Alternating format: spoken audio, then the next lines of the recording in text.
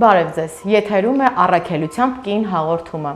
և մեր այսօրվա հյուրն է Ռուզ Մարկոսյան իմիջ կենտրոնի տնօրեն Ռուզաննա Մարկոսյանը։ Բարև ձեզ։ Բարև ձեզ։ Ռուզաննա, ինչպես որոշեցիք մուտք գործել բյութի ոլորտ։ Երբ ավարտեցի ճարտարագիտական համալսարանը, ինձ ընտրություն էր աշխատանքի որոնման հարցում եւ հետաքրքիր պատահականությամբ ես մուտք գործեցի բյութի ոլորտ։ Ես սկսել եմ իմ աշխատանքային գործունեությունը բյութի ոլորտում Բարսահարդարման ակադեմիայում Զերևի անվան եւ ես շնորհակալ եմ իրենց, դա ստարտափն էր այս ոլորտում։ Իսկ ձեզ ի՞նչն է ոգեշնչում ձեր աշխատանքի մեջ։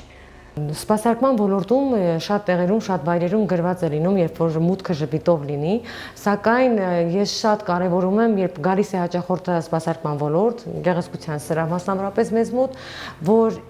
նա սպասելիքներով է գալիս, սպասումներով, որ պետք է գեղեցիկ դուրս գա, եւ ամենակարևորը մեր աշխատանքում, որ ինքը ժպիտով գոհ դուրս գա մեր սրահից։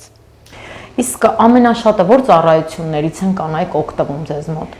Ամենաշատը մեր սրահում օգտվում են պերմանենտ դիմահարդարման ծառայությունից հոնքերի հատկապես, որովհետև հոնքն է ձևավորում դիմագիծը, բնավորությունը, տրամադրությունը կնոջ։ Իսկ ամենապահանջված հարցը կանանց ինչպես հետաձգել երկարացնել երիտասարդությունը, պահպանել։ Գիտեք, պետք է խնամել մաշկը, խնամել արտաքինը, բայց ամենակարևորը կինը երիտասարդ է, ընդհանրապես մարդը երիտասարդ է, երբ ինքը հոգով է երիտասարդ, բայց սեզոնային խնամքը պարտադիր է, ճիշտ խնամք պետք է լինի։ Ըստ ձեզ որ տարիքից է պետք դիմել արդեն պրոֆեսիոնալ մասնագետի եւ զբաղվել խնամքով։ Եթե հենց անհրաժեշտություն է լինում, դա տարիք չի հարցնում, որովհետև խնամքը պարտադիր հատկապես 20-25 տարեկան հասակում արդեն պետք է խնամել, բայց եթե անհրաժեշտություն է լինում, արդեն դա տարիք չի հարցնում։ Ես գիտեմ, որ զբաղվում եք մասնակի եւ լոկալ ալոպեցիայի խնդիրների լուծմամբ։ Մի փոքր կպատմեք դրա մասին։ Իհարկե, 10-12 տարի առաջ մենք ներկայացրեցինք Հայաստանում գերմանական Arcus ֆիրման մի շատ հետաքրքիր պատահականությամբ եղավ, ես պետք է մեկնեի արտասահման պերմանենտ դիմահարդարման միջազգային դպրոցում սովորելու եւ հաճախորդներից մեկը խնդրեց, որ եթե հնարավոր է այդ մեթոդն էլ բեր, ես երբեք չէի մտածում, որ դա կբերենք, բայց խնդիրը հենց մեր անձնական էր, մայրս էլ առողջության խնդրով ուներ նոսր մազեր եւ ես գիտեի, թե որքան էր այդ աղջկան հենց հատկապես հոգեբանական հարցեր լուծելու համար անհրաժեշտ այդ մեթոդը եւ երբ ներկայացրեցինք, ես գնացի, սովորեցի, ներկայացրեցինք Հայաստանում, ինձ թվում էր այդ խնդիրը շատ քիչ է,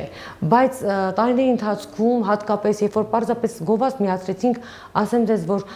տարածաշրջանային խնդրից ելնելով յոդի դեֆիցիտից, թե նյարդային, հատկապես կորոնայից հետո դա շատ լուրջ խնդիր է Հայաստանում։ Բոլորս գիտենք, որ շատ կան գեղեցկության տարբեր սրահներ, տարբեր պրոցեդուրաներ են բոլորը կատարում։ Հիմա ժամանակակից կանայք շատ են դիմում նման պրոցեդուրաների։ Ըստ ձեզ, որտեղ է ավարտվում բնականը եւ սկսվում արհեստականը, չափը որտեղ են անցնում կանայք։ Ամեն ինչ չափի մեջ է գեղեցիկ, եթե վերցնենք ինյեկցիոն կոսմետոլոգիայի հետ կապված, դա ասեղի վրա են նստում, եթե մի փոքր լցնում են, то սկսում են արդեն, բայց ամենակարևորը որ հասկանաս չափը որտեղ է ավարտվում, որովհետև եթե վերցնենք իմ նեղ մասնագիտական մոտեցմամբ, հոնքերի հետ կապված, ասեմ, շատ պերմանենտ դիմահարդարման մասնագետներ լսում են հաճախորդներին եւ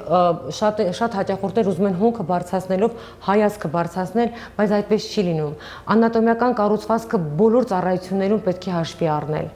Բոլոր ծառայություններում իրան ամեն ինչ չափի մեջ է գեղեցիկ, այդպես կարելի ասել։ Կան արդյոք պրոցեդուրաներ, որ դուք չեք անի ինքներդ որպես մասնագետ չեք կատարի։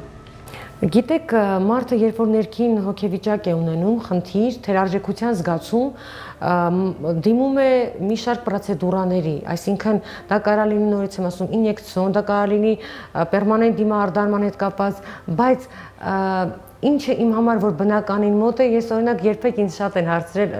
իմ անձնականին ասեմ, ինչու դա անգամ քիթդ չես վիրահատում, ես ինձ այսպես եմ ընդունում, դու պետք է ինքդ քո հետ հարմոնիայի մեջ լինես, ամենակարևորը։ Իսկ որպես պրոֆեսիոնալ դուք ինչ խորհուրդ կտաք այն կանանց, ովքեր չեն կարողանում իրենց տարիքային փոփոխությունների հետ հաշտվել։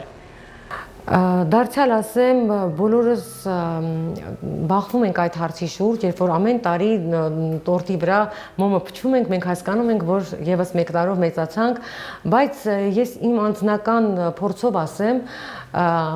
որ երբ որ դու ինքնա կատարելությամբ ես զբաղվում, երբ որ դու սիրած գործ ես ունենում, երբ որ դու պիտանի ես հասարակությանը, երբ որ դու պարզապես երջանիկ ես եւ ինքդ քո այդ հարմոնիայի մեջ ես լինում, դու քեզ ընդունում ես ոնց որ կաս ու պետք է անպայման ասեմ, որ այդ տարիքը հիմնականում ընդգծվում է այն ժամանակ, երբ որ դու թերարժեքության զգացում ես ունեմ, այդ թվերը դրանով ես սկսում արդեն կախվածության մեջ լինել։ Իսկ Ռուզաննա Մարկոսյան ինչու՞մն է տեսնում իր առաքելությունը։ Ես ասեմ, որ տարիների ընթացքում, հատկապես այս վերջի տարիներին շատ եմ մտածել ու այս վերջերս մտաբերում եմ, լսում եմ անգամ Կիկաբիձեի երգը «Մայի գադա մայո բագաստվը», տարիների ընթացքում մենք իմաստություն ենք ձեռք բերում եւ մեզ ինքներս մեզ հարցնում ենք, ո՞րն է մեր առաքելությունը, կասեմ թե ընտանիքում, երեխաների դաստիարակման մեջ, թե գործնականում գոլեգաների եւ պարզապես հաճախորդների շփման մեջ, ես միշտ առաքելություն որպես իմ հետ որ շփվում են, ինչու՞ չէ, երևի մի քիչ չասեմ մեծամտություն, բայց բարի անում են, կյանքի հանդեպ մոտիվացվում են, շատերին ուժ եմ տվել, որ ամեն ինչ ձեր ձեռքերում է եւ դուք պետք է պարզապես սիրով լցված երբեք չընկճվեք դժվարություններից եւ առաջ գնաք։ Ռուզաննա ջան, շատ հմայիչ կին եք, շատ գեղեցիկ եք եւ կարծում եմ մեր հետևորդներին շատ կհետաքրքրի դուք ինչպես եք ձեզ խնամում եւ արդյոք կարեւոր է հոգու գեղեցկությունը։ Ուրեմն ասեմ, շատ են հարցնում ազերը քո բնական են թե ոչ, իմ մոտ ամեն ինչ բնական է։ Ես ասեմ, որ հիմնականում կինը գեղեցիկ է լինում, դու կարող ես շատ արտաքինը գեղեցիկ լինել, բայց խարիզմատիկ մարդ չլինել եւ կասեմ, որ կնոջ գեղեցկությունը դա ներքին գեղեցկությունն է, որովհետեւ մի ժպիտն է գեղեցկացնում կնոջը եւ որպես ամփոփում ասեմ, որ պարզապես պետք է ներքին ինքդ քեզ ընդունես ոնց որ դու կաս, սեր բաժանես, սեր տարածես եւ ժպիտով ապրես։ Գիտեմ, որ շատ եք շրջագայում, դա ձեզ օգնում է, որ ավելի ոգեշնչվեք եւ նորովի մոտենաք թե աշխատանքի, թե կյանքի նկատմամբ։